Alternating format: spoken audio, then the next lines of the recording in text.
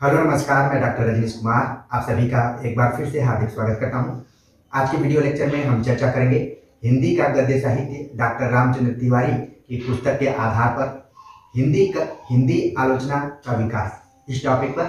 इससे पहले मैंने शुरुआत की थी डॉक्टर रामचंद्र तिवारी की पुस्तक में हिंदी गद्य का स्वरूप और विकास, उसके बाद हिंदी निबंध साहित्य के ऊपर, और इन दोनों टॉपिक्स में जो पहले और दूसरे टॉपिक्स हैं इन पर ऑनलाइन हमने प्रैक्टिस सेट भी सॉल्व करवाया था। तो उम्मीद है कि गद्य का स्वरूप और विकास आप सभी को बिल्कुल समझ में आ गया होगा और निबंध साहित्य का जो विकास था वो भी समझ में आ गया होगा। अब हम तीसरे पॉइंट पर बात करने जा रहे हैं, हिंदी आलोचना का विकास कैसे हुआ है।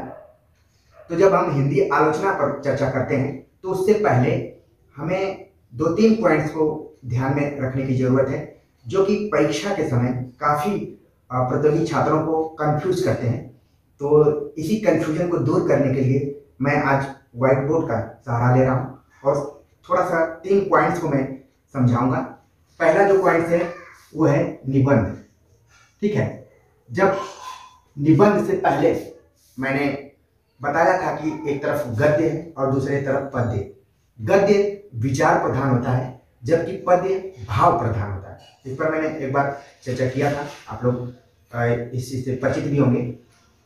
और जो निबंध है वो गद्य की कसौटी माना जाता है, ऐसा रामचंद्र शुक्ल भी मानते हैं। तो निबंध है। इसके बाद दूसरा जो पॉइंट है वो है आलोचना। आलोचना आप देखेंगे कि निबंध जितने भी निबंधकार हैं वो आगे चलकर आलोचक के रूप में भी आपको दिखाई पड़ते हैं। यही यहाँ पर कंफ्यूजन होने लगता है। जैसे मैं उदाहरण के तौर पर बताऊं, रामचंद्र शुक्ल ने ढेर सारा निबंध लिखा है और रामचंद्र शुक्ल को आलोचक भी माना जाता है। तो ये निबंध और आलोचना, जब निबंध था तो आलोचना की क्या जरूरत पड़ी, इसको लेकर भी जो विद्वान हैं, आलोचक हैं, उन्होंने बहुत काम किया है जिस पर कि मैं अभी बात करूंगा। तीसरा जो पॉइंट है वो है इतिहास। ठीक है, आप देखेंगे कि जिस निबंधकार ने निबंध लिखा उसने आलोचना भी लिखा और साथ ही उसने इतिहास भी लिखा है। चाहे वो रामचंद्र शुक्ल हो, चाहे हजारी प्रसाद द्विवेदी हो, चाहे महावीर प्रसाद द्विवेदी हो, ठीक है, चाहे डॉक्टर नगेंद्र हो, नंदुलाल वाजपेयी हो, रामविलास शर्मा हो, सबने निबंध लिखा और ये सारे लोग आलोचना में भी आपको पढ़ने पड़ेंगे। और साथ ही कुछ ऐसे निबंधकार और आलोचक रहे हैं जिन्होंने कि हिंदी साहित्य के इतिहास को भी लिखा है। ठीक है, तो फिर इतिहास और आलोचना क्या है, इसको लेकर नामवरसी ने एक पुस्तक भी लिखा है, इतिहास और आलोचना। ठीक है, तो यही मेन टॉपिक मैं आपको बताना चाह रहा था कि ये तीनों विधाएं आपस में कैसे जुड़ी हुई हैं। ठीक है, अगर देखा जाए निबंध में कोई एक खास विषय को लेकर जो निबंधकार होता है वो अपने विचार को प्रस्तुत करता है। अब सवाल उठता है कि आलोचना की क्या जरूरत है। ऐसा माना जाता है कि जो आलोचना है वो रचनाकार और पाठक, जो पढ़ने वाला है, रचनाकार और पाठक के बीच में जोड़ने का काम करता है। ठीक है, वो ये बताने की कोशिश करता है, आलोचना विधा वो बताने की कोशिश करती है कि जो रचना लिखी गई है उसका उद्देश्य क्या रहा है। उसमें आलोचक अपना दृष्टिकोण देता है जिससे कि पाठक उस पर सोचता है कि ये कितना सही है, कितना गलत है। आलोचना का जो शाब्दिक अर्थ है वो विश्लेषण करना, मूल्यांकन करना। शब्द ही बना हुआ है आ प्लस लोचन। ठीक है, आ मतलब चारों तरफ से, आलोचन मतलब देखना, किसी भी चीज को देखना, चारों तरफ से देखना, दोनों पक्षों से देखना। ठीक है, पूर्वाग्रह से ग्रहित नहीं होना, निष्पक्ष तरीके से उसका मूल्यांकन करना। तो आलोचक की क्या भूमिका है कि रचनाकार ने अपनी रचना लिखी, वो पाठकों के बीच में उसको छोड़ दिया। अब पाठक उसका विश्लेषण करते, मूल्यांकन करते कि फला रचना कैसी है। लेकिन इसी बीच एक नया चीज जुड़ जा रहा है, वो है आलोचना और आलोचक। अब आलोचक उस रचना का मूल्यांकन करता है कि ये रचना कैसी है। जैसे मैं उदाहरण दूं आपको आसानी से समझने के लिए, कफन कहानी आप सारे लोगों ने पढ़ा होगा। जो एक सामान्य पाठक होगा वो कफन को पढ़ेगा तो उसकी अनुभूति, उसका मूल्यांकन वो अलग ढंग से करेगा। लेकिन जब एक पढ़ा लिखा व्यक्ति उसका मूल्यांकन करेगा तो उसको अपने समय, समाज और जो भी परिस्थितियां हैं उसको जोड़ कर देखने की कोशिश करेगा। और एक दलित आलोचक जो है उसमें दलित संवेदना, दलित चेतना, दलित सरोकार, इन सारी चीजों को जोड़कर देखेगा। वो माधव, घिसू, बुधिया, इन सबको अलग तरीके से देखने की कोशिश करेगा। लेकिन जो एक सामान्य पाठक होगा उसको लगेगा कि जो माधव है, घिसू है, बुधिया है, ये सब बस समाज में एक निकम्मेपन के प्रतीक के रूप में थे। जैसा कि उसमें लिखा है कि कामचोर थे और चमार बस्ती में रहने वाले थे। इसको लेकर दलित आलोचकों ने प्रश्न उठाया। आप सारे लोग जब आलोचना पढ़े होंगे तो इन प्रसंगों से परिचित हुए होंगे। तो जो नए बच्चे हैं वो ज़्यादा इस चीज़ को ध्यान में रखें कि एक ही व्यक्ति निबंध भी लिख रहा है, वही व्यक्ति आलोचना भी लिख रहा है, वही व्यक्ति हिंदी साहित्य का इतिहास भी लिख रहा है। तो इन तीनों विधाओं में आपस में क्या संबंध है, इसको जानना बहुत जरूरी है। और जब आप प्रतियोगी परीक्षा की तैयारी करें तो इन तीनों विधाओं के हिसाब से इनकी रचनाओं को आप ध्यान में रखें। और आलोचना जिस पर कि हम चर्चा कर रहे हैं एक ऐसी विधा है कि लगभग हर कवि लेखक से जुड़ी हुई है। हर कवि लेखक अपने आप में प्रगतिशील होता है और वो आलोचक भी होता है। ठीक है, लगभग सारे लेखकों ने आलोचना में एक दो किताबें जरूर लिखी हैं। ठीक, तो हम उसका क्रमशः विकास पढ़ेंगे तो और चीजें क्लियर हो जाएंगी। तो मैं सोचा कि आपको ये क्लियर कर दूं, निबंध, आलोचना और इतिहास, ये तीनों ऐसे क्षेत्र हैं जिनमें कि एक ही व्यक्ति इन सारी विधाओं में काम किया है। जैसे उदाहरण के तौर पर मैंने रामचंद्र शुक्ल, हजारी प्रसाद द्विवेदी, महावीर प्रसाद द्विवेदी, डॉक्टर नगेंद्र, नंदुलाल वाजपेयी, बच्चन सिंह, विश्वनाथ त्रिपाठी, सारे लोगों ने निबंध भी लिखा। ठीक है, आलोचना भी लिखी और हिंदी साहित्य इतिहास ग्रंथ भी लिखा। तो एक तरीके से प्रतियोगी छात्रों पर और दबाव बढ़ जाता है कि इनके अलग अलग विधागत जो रचनाएं हैं उनको क्लियर करके रखें ताकि परीक्षा में आपको कंफ्यूजन ना हो। तो चलते हैं, अब सीधे हम हिंदी आलोचना पर बात करते हैं। आज के वीडियो लेक्चर में हम चर्चा करेंगे हिंदी का गद्य साहित्य डॉक्टर रामचंद्र तिवारी की पुस्तक के आधार पर हिंदी आलोचना का विकास जो खंड है उसके ऊपर। इससे पहले मैंने हिंदी निबंध साहित्य पर चर्चा कर लिया है। उम्मीद है कि प्लेलिस्ट में जाकर आप सभी उस वीडियो को देख चुके होंगे। जो नए सिरे से जुड़े हैं वो ज़रूर एक बार जाकर उस वीडियो को देखें ताकि इस पुस्तक की शुरुआत से आपका परिचय हो सके। जब हम हिंदी आलोचना का विकास पर अध्ययन करते हैं और रामचंद्र तिवारी की पुस्तक को देखेंगे तो कुछ पॉइंट्स हैं जिनको कि ध्यान में रखना जरूरी है। पहला पॉइंट से बात की गई है आधुनिक युग से पूर्व हिंदी आलोचना। दूसरा पॉइंट है आधुनिक युग, भारतेंदु काल समीक्षा सिद्धांतों में नया मोड़। तीसरा पॉइंट है पत्र पत्रिकाओं में पुस्तक समीक्षा, नवीन व्यवहारिक समीक्षा का सूत्रपात। चौथा पॉइंट है आधुनिक काल, द्विवेदी युग।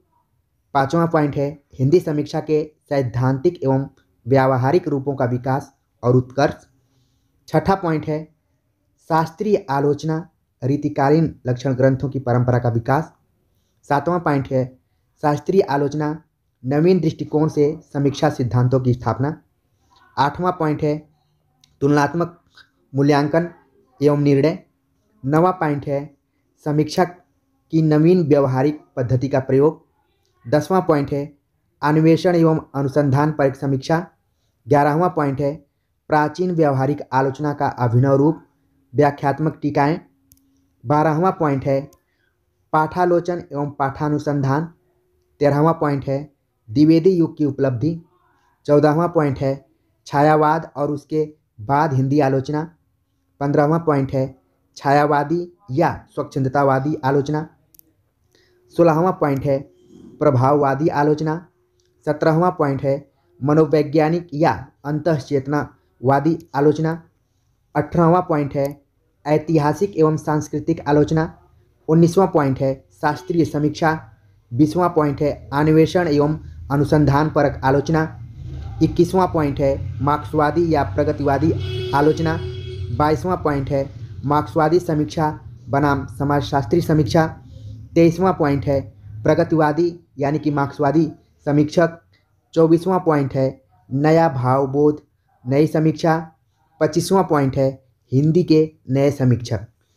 तो जब आप हिंदी आलोचना के विकास नामक खंड को पढ़ेंगे और रामचंद्र तिवारी की पुस्तक से, तो इन 25 पॉइंट्स को आपको पढ़ना पड़ेगा और ये 25 पॉइंट्स अलग अलग पेज में आपको मिलेंगे। लेकिन मुझे लगा कि एक बार आपका परिचय हो जाना चाहिए कि हिंदी आलोचना के अंतर्गत किन किन बिंदुओं से आपका मुकाबला होगा, किन किन बिंदुओं से आप परिचित होंगे, आपको समझना पड़ेगा। तो मोटे तौर पर हिंदी आलोचना का जो स्वरूप है वो आपको क्लियर हो गया होगा कि आधुनिक काल के पूर्व हिंदी आलोचना कैसी थी, और फिर आखिरी जो पॉइंट है हिंदी के नए समीक्षक। तो कुल मिलाजुलाकर 25 पॉइंट्स में हम डिस्कशन करेंगे। आज के लेक्चर में हम चर्चा करेंगे कि आधुनिक युग से पूर्व हिंदी आलोचना और भारतेंदु युग में जो हिंदी आलोचना थी, इन दोनों पर चर्चा करेंगे। अगर देखा जाए तो हिंदी साहित्य के विकास के प्रथम 2 युगों आदिकाल एवं भक्ति काल में हिंदी के आचार्यों द्वारा साहित्य समीक्षा सिद्धांतों का विकास नहीं हुआ। कवि प्राचीन संस्कृत काव्य शास्त्र से ही प्रेरणा लेते रहे। तो पहले ही पैराग्राफ में बताने की कोशिश की जा रही है कि जो हिंदी साहित्य का इतिहास है वो उसके जो प्रारंभिक 2 चरण हैं यानी कि आदिकाल और भक्ति काल, इन दोनों में हिंदी के आचार्यों द्वारा साहित्य समीक्षा सिद्धांतों का विकास नहीं हुआ, बल्कि उस समय के जो कवि थे वो जो प्राचीन संस्कृत काव्य शास्त्र है, जो कि 6 संप्रदाय जिसको हम कह सकते हैं, रस, अलंकार, रीति, वक्रोक्ति, औचित्य, ध्वनि, इन्हीं से प्रेरणा लेते रहे, इन्हीं के प्रतिमानों के आधार पर अपनी कविताएं करते रहे। आगे देखते हैं। आदिकाल में चारणों का काव्य संस्कृत काव्य शास्त्र की मूल प्रेरणा से अप्रभावित नहीं है माना जा सकता है।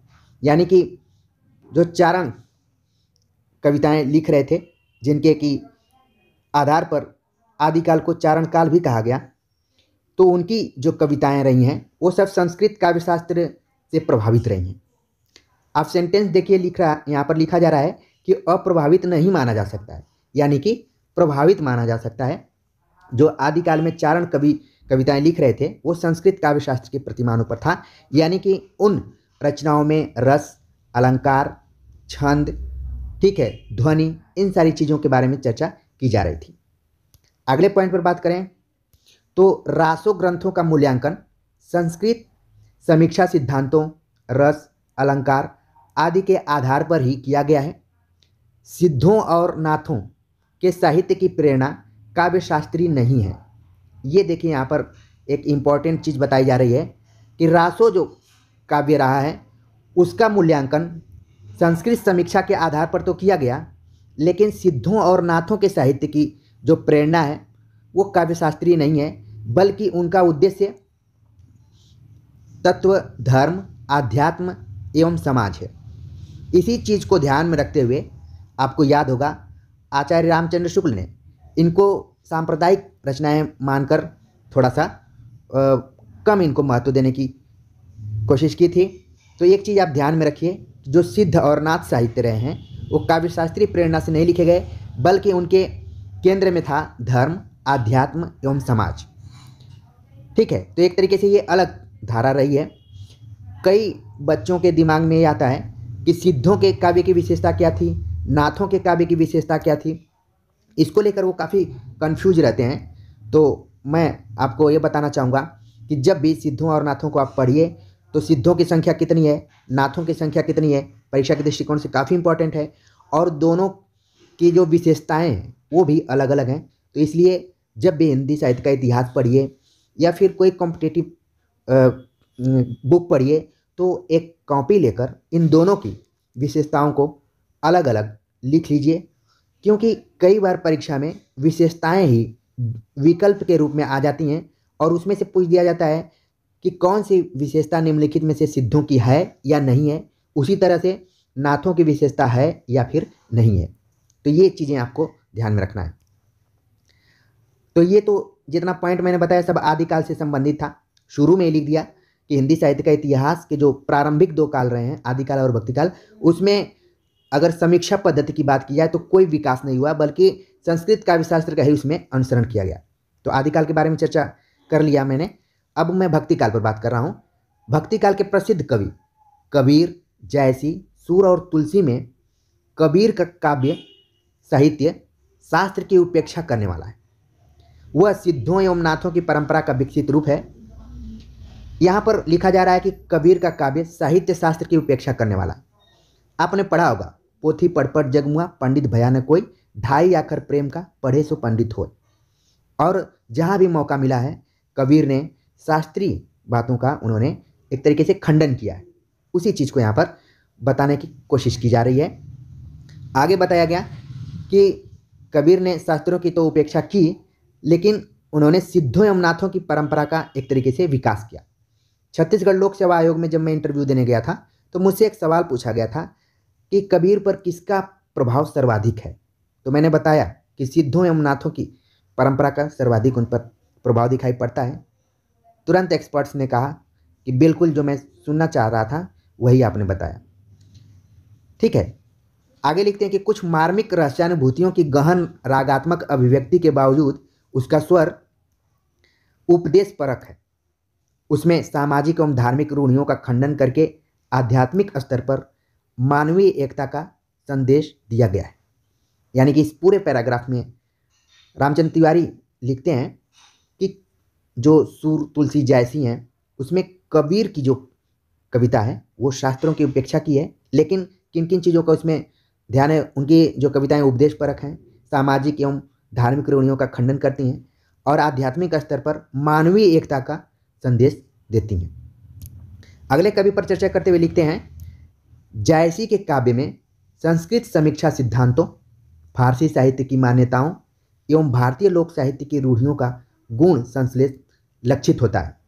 व्यापक दृष्टि से देखा जाए तो प्रेम विरह प्रधान काव्य होने के कारण जायसी का काव्य संस्कृत रस सिद्धांत के आधार पर मूल्यांकित हो सकता है। यानी कि जो जायसी ने अपनी रचनाएं की हैं उनका मूल्यांकन हम संस्कृत समीक्षा शास्त्र के आधार पर कर सकते हैं, संस्कृत काव्य शास्त्र के आधार पर कर सकते हैं। जायसी को एक खास अलंकार के लिए जाना जाता है जिसको हेतुत्प्रेक्षा अलंकार कहा जाता है। कई बार परीक्षाओं में पूछा जा चुका है कि जायसी किस अलंकार के लिए जाने जाते हैं। अगला जो पॉइंट है, अभी तक कबीर और जायसी के बारे में चर्चा हो गई, अब बारी आ रही है सूरदास की। यही स्थिति सूरदास के सूर सागर की भी है। वह वात्सल्य एवं श्रृंगार का ही सागर है। यूँ इसकी प्रेरणा उत्कट भगवत रति है, काव्यशास्त्र नहीं है। तो यहाँ पर 2 चीज़ें बताई जा रही हैं कि अगर सूरसागर का मूल्यांकन किया जाए तो संस्कृत समीक्षा के आधार पर किया जा सकता है, लेकिन अगर उसके लिखने का जो कारण है, काव्य प्रयोजन है जिसको कहा जाता है काव्यशास्त्र की भाषा में, तो वो भगवत रति है, काव्यशास्त्र नहीं है। आगे जो भक्तिकाल के महत्वपूर्ण कवि हैं तुलसीदास। तुलसीदास यानी कि तुलसी का रामचरितमानस नाना पुराण निगम आगम सम्मत होने के साथ ही महाकाव्य की समस्त विशेषताओं एवं संभावनाओं से सर्वथा पूर्ण है। इसमें संदेह नहीं कि भक्तिकाल के कवि मूलतः साधक और भक्त थे। उनके काव्य का प्रेरक तत्व भगवत प्रेम एवं लोक कल्याण है, किंतु यह भी निश्चित है कि वे संस्कृत साहित्य शास्त्र से प्रत्यक्ष या परोक्ष रूप से परिचित अवश्य थे, कबीर को छोड़कर। तो एक तरीके से कबीर को आप ध्यान में रखिए।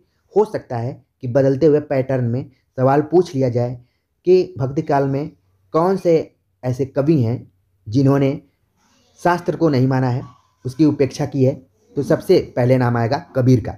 बाकी जो 4 महत्वपूर्ण कवि हैं तुलसी, सूर, जायसी, ये सब संस्कृत समीक्षा या साहित्य शास्त्र का इन लोगों को थोड़ा ज्ञान था। और तुलसीदास ने तो काव्य प्रयोजन पर चर्चा भी की है कि वो जितनी भी रचनाएं की हैं वो सब स्वांत सुखाय को ध्यान में उन्होंने रखा। कई बार एग्जाम में पूछ लिया जाता है कि तुलसी ने काव्य प्रयोजन को क्या माना है, उन्होंने अपने काव्य प्रयोजन को किस चीज के लिए बताया है, तो स्वांत सुखाय के लिए कहा है। एक बार यूपीजीडीसी में प्रश्न आ चुका है। अगर वैष्णव आचार्यों की बात करें तो वैष्णव आचार्यों ने भी भक्ति शास्त्र के निरूपण में भी काव्य शास्त्रीय आधार को तिरस्कृत नहीं किया है, यानी कि उसको माना है। इसीलिए यह कहा जा सकता है कि आदिकाल और भक्ति काल में संस्कृत समीक्षा सिद्धांतों से पृथक किसी नवीन या मौलिक सिद्धांत की स्थापना नहीं की गई। यद्यपि इस युग के लक्ष्य ग्रंथों को दृष्टि में रखकर नवीन सिद्धांत प्रतिष्ठित किए जा सकते थे, किंतु हिंदी भाषी जन समुदाय इस ओर उदासीन रहा। रामचंद्र तिवारी लिख रहे हैं कि आदिकाल और भक्ति काल में संस्कृत समीक्षा सिद्धांत के अलावा कोई नया काम नहीं हुआ। हालांकि काम किया जा सकता था, लेकिन हिंदी भाषी जन समुदाय इस तरफ ध्यान नहीं दिया, उसके प्रति उदासीन रहा। आगे अगर बात करें, आधुनिक युग में अब यह अनुभव किया जा रहा है कि यह मध्यकालीन भक्ति आंदोलन विशाल लोक जागरण था, जिसकी जड़ें जनता में थीं। जनता की पीड़ा ही ईश्वर के प्रति कातर पुकार बनकर अनेक रूपों में व्यक्त हुई है। भक्ति काव्य की मूल प्रेरणा लोकोन्मुखी है। यह दूसरी बात है कि क्रमशः मंदिरों की दैनंदिन आचार परंपरा और कीर्तन सेवा से संबद्ध होने के कारण इसकी भी एक रूढ़ी बन गई और रीतिकाल तक आते आते राधा और कन्हई सुमिरन के बहाने बनकर रह गए। भिखारी दास का एक दोहा है कि आगे के कबीर जी हैं, ठीक है, ये केवल राधा और कृष्ण कन्हई सुमिरन के बहानों हैं। इस तरीके से उनका एक पद आता है, वो भी कई बार एग्जाम में पूछा जाता है कि किसका है। तो भिखारी दास ने इसको लिखा था, जो रीतिकाल के कवि और आचार्य माने जाते हैं। आगे बात करते हैं कि रीतिकाल की अखंड परंपरा लक्षित होती है। रीतिकाल के प्रत्येक प्रसिद्ध कवि ने एकाध लक्षण ग्रंथ की रचना अवश्य की है।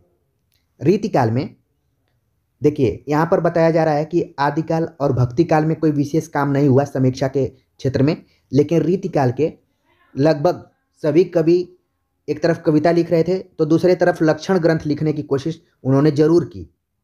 इसीलिए आप देखेंगे कि लग रहा था कि रीतिकाल में दोबारा से संस्कृत समीक्षा जो सिद्धांत है वो जीवित हो चुका है। बीच में वो थोड़ा सा कमजोर पड़ा था आदिकाल भक्ति काल में, लेकिन रीतिकाल में, इसीलिए इसका नाम भी रीतिकाल एक तरीके से पड़ गया है, ठीक है ना। इस युग के कवि आचार्यों ने संस्कृत आचार्यों का स्पष्ट आधार लिया। अगर बात करें हिंदी में संस्कृत समीक्षा शास्त्र के प्रमुख 6 संप्रदायों रस, अलंकार, वक्रोक्ति, रीति, ध्वनि और औचित्य में रस, ध्वनि और अलंकार का ही विशेष प्रचलन हुआ। अगर बात करें तो संस्कृत समीक्षा में तो कुल 6 संप्रदाय थे, लेकिन रीतिकाल में आकर 3 चीज़ों पर ज़्यादा जोर दिया गया, रस, ध्वनि और अलंकार पर। इसी का विशेष प्रचलन हुआ। या यूँ तो शास्त्रीय ग्रंथों की रचना का आरंभ केशवदास से ही हो गया था, किंतु मान्यताओं को हिंदी के प्रवर्ती आचार्यों ने ज्यों का त्यों स्वीकार नहीं किया। संवत 1707 विक्रम में चिंतामणि त्रिपाठी ने कवि कुलकल्पतरु नामक सिद्धांत ग्रंथ की रचना की। इसमें संस्कृत के 10 रूपक, काव्य प्रकाश और साहित्य दर्पण आदि ग्रंथों के आधार पर रस, अलंकार, गुण, दोष आदि का विवेचन किया गया है। तो ये काफ़ी महत्वपूर्ण पॉइंट्स है। आप जब परीक्षाओं में जाएंगे तो कई बार विवाद या फिर मतभेद है कि प्रथम आचार्य केशवदास को माना जाए कि चिंतामणि को माना जाए। आचार्य रामचंद्र शुक्ल ने चिंतामणि त्रिपाठी को हिंदी का प्रथम आचार्य माना है, जबकि नगेंद्र इत्यादि ने केशवदास को हिंदी का प्रथम आचार्य माना है। तो यहाँ पर एक चीज़ क्लियर की जा रही है कि संस्कृत समीक्षा शास्त्र की नकल तो रीतिकालीन कवियों ने किया था, लेकिन हूबहू नहीं उसको उन्होंने स्वीकार किया, ज्यों का त्यों स्वीकार नहीं किया। बताया जा रहा है एक फैक्ट कि संवत 1707 विक्रम में, यानी कि इसको ईस्वी में कन्वर्ट करेंगे तो 57 इसमें से घटा देंगे, ठीक है।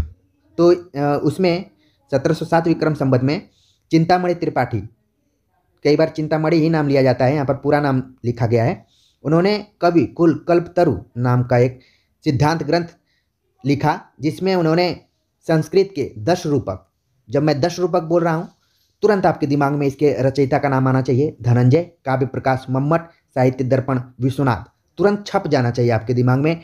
तभी ये मान के चले कि आपकी तैयारी अच्छी दिशा में चल रही है, आपका कॉन्फिडेंस बरकरार है। इसी तरीके से आपको पढ़ाई करना है। जब भी कोई शब्द बोला जाए और अगर वो मीनिंगफुल है तो तुरंत आपके दिमाग में वो शब्द का अर्थ आना चाहिए। यहाँ पर शब्द का अर्थ कहने का मतलब है 10 रूपक, तुरंत धनंजय का नाम आना चाहिए। 10 रूपक क्या है? काव्य प्रकाश मम्मट का नाम आना चाहिए। मम्मट किस समय के आचार्य रहे हैं? साहित्य दर्पण का नाम लिया तो विश्वनाथ का नाम आना चाहिए। विश्वनाथ का समय क्या रहा है? इतना सब गूगल की तरह आपके दिमाग में आना चाहिए। बताया जा रहा है कि इन 3 ग्रंथों के आधार पर चिंतामणि ने रस, अलंकार, गुण, दोष आदि का विवेचन किया। चिंतामणि से सिद्धांत ग्रंथों की रचना की अखंड परंपरा आरंभ हुई जो संवत 1900 तक चली आई। अब संवत यहाँ पर बार बार बोला जा रहा है तो इसको आप अपने दिमाग में ईस्वी कन्वर्ट कर लीजिए। आगे बात करें तो हिंदी के आचार्यों में चिंतामणि, देव, मतिराम, बेनी प्रवीण और रसलीन का झुकाव रस सिद्धांत की ओर था। काफ़ी इंपॉर्टेंट परीक्षा के दृष्टिकोण से कई बार रीतिकालीन कवियों से संबंधित जो परीक्षाओं में प्रश्न पूछे जाते हैं कि फला रचना किस चीज़ के लिए फेमस है? रस के लिए, अलंकार के लिए, रस के लिए, अलंकार के लिए। कई रचनाएं ऐसी लिखी गई हैं जो कि इन्हीं दोनों चीज़ों के लिए फेमस हैं। तो ध्यान में रखिए कि चिंतामणि, देव, मतिराम, बेनी प्रवीण और रसलीन, इन सारे रीतिकालीन कवियों का जो झुकाव था वो रस सिद्धांत की ओर था। तो क्लियर हो गया। केशव, जसवंत सिंह, दुलह आदि आचार्यों की आस्था अलंकारों के प्रति थी।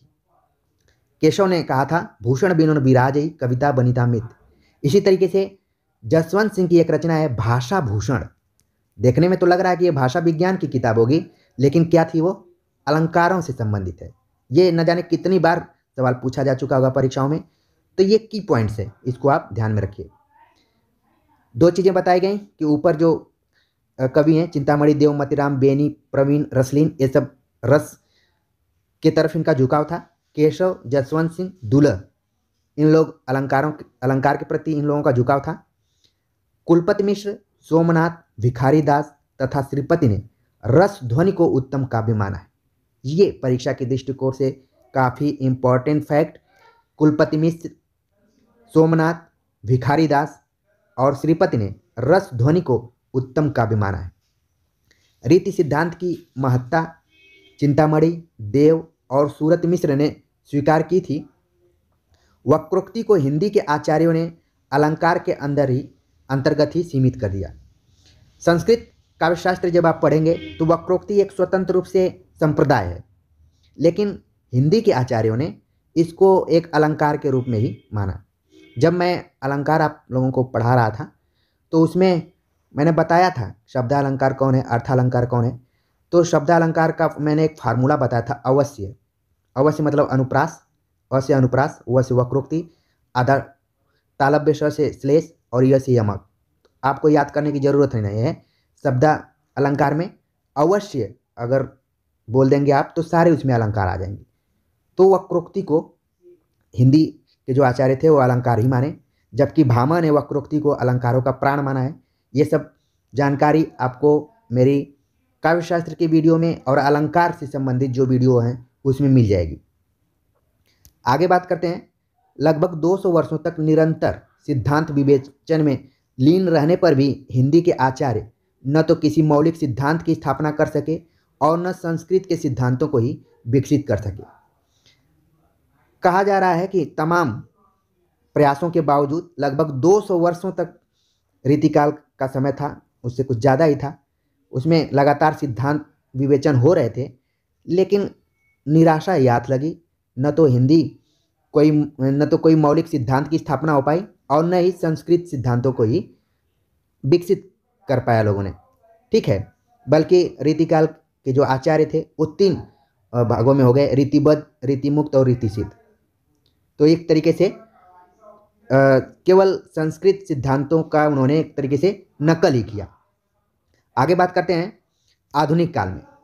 आधुनिक युग भारतेंदु काल समीक्षा सिद्धांतों में नया मोड़ माना जा सकता है। आधुनिक युग के आरंभ अर्थात भारतेंदु के उदय, जो समय दिया गया 1850 से 85 के साथ हिंदी साहित्य चेतना पर पाश्चात्य प्रभाव पड़ने लगा। आप देख रहे हैं यहाँ पर एक टर्निंग पॉइंट है। अभी हम संस्कृत समीक्षा सिद्धांतों की बात कर रहे थे, लेकिन जैसे ही आधुनिक काल शुरू हुआ और उसमें भारतेंदु युग शुरू हुआ, तो उस समय हिंदी साहित्य की चेतना यानी हिंदी साहित्य का जो निर्माण हो रहा था उस पर पाश्चात्य प्रभाव पड़ने लगा। ये प्रभाव कैसे पड़ने लगा? जब मैंने फोर्ट विलियम कॉलेज के बारे में बताया था, ठीक है, जब लॉर्ड मैकाले की अंग्रेजी शिक्षा नीति लागू हुई, फिर धर्म का प्रचार प्रसार करने के लिए बाइबिल का हिंदी में अनुवाद होने लगा, तो धीरे धीरे हिंदी साहित्य पर इसका प्रभाव पड़ने लगा। इसी चीज़ को यहाँ पर पाश्चात्य प्रभाव कहा जा रहा है।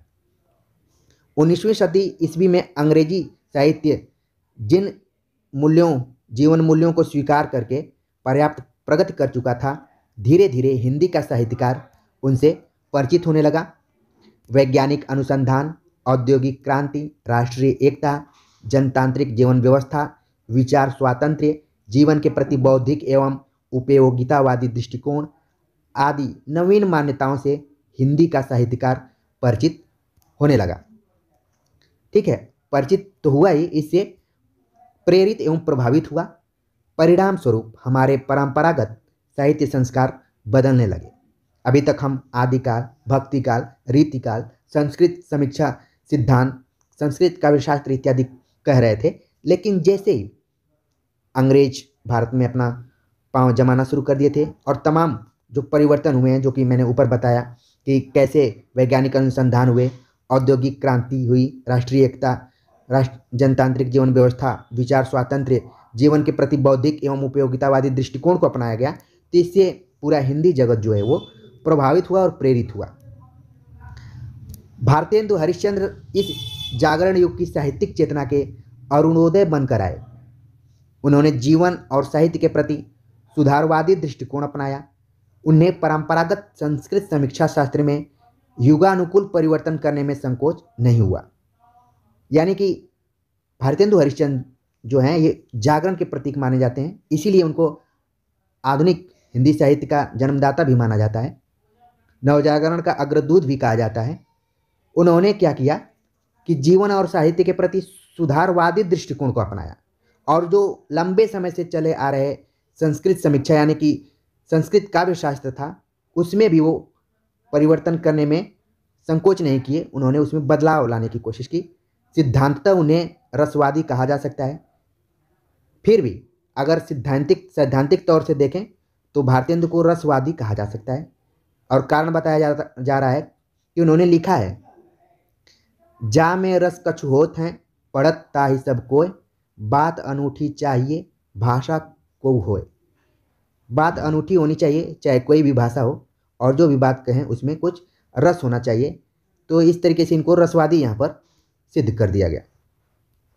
आगे लिखा जा रहा है, किंतु वे रस संबंधी मान्यता में परिवर्तन और विकास के समर्थक थे। उन्होंने अपने प्रसिद्ध समीक्षा ग्रंथ नाटक में लिखा है। यहाँ पर ध्यान देने वाली बात है, भारतेंदु हरिश्चंद्र ने एक समीक्षा ग्रंथ लिखा था जिसका नाम है नाटक। वैसे भारतेंदु हरिश्चंद्र का नाटक के क्षेत्र में काफ़ी काम है।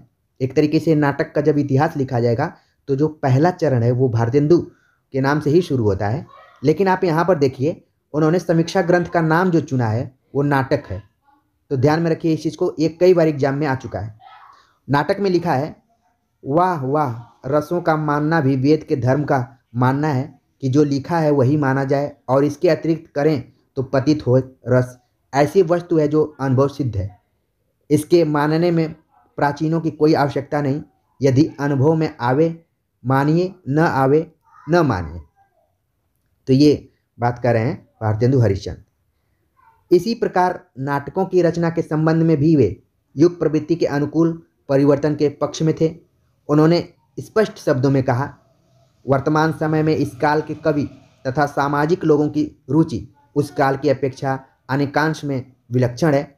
इससे संप्रति प्राचीन मत अवलंब करके नाटक आदि दृश्य काव्य लिखना युक्ति संगत नहीं बोध होता है। ये भारतेंदु हरिश्चंद्र का मानना था। भारतेंदु के दृष्टि अगर बात करें तो भारतेंदु के दृष्टिकोण में लक्षित होने वाला उपयुक्त परिवर्तन आधुनिक युग चेतना के प्रभाव का द्योतक है। अनुभव सिद्ध वस्तु को ही स्वीकार करने की बात जीवन के प्रति वैज्ञानिक एवं बुद्धिवादी दृष्टिकोण की उपज है। यह बुद्धिवादी दृष्टिकोण निश्चित रूप से पाश्चात्य प्रभाव का सूचक है। तो आप देख रहे हैं कि आधुनिक काल में आते आते हिंदी साहित्य जगत और जीवन पर पाश्चात्य प्रभाव दिखाई पड़ने लगता है और इससे लेखक प्रभावित भी होते हैं और प्रेरित भी होते हैं।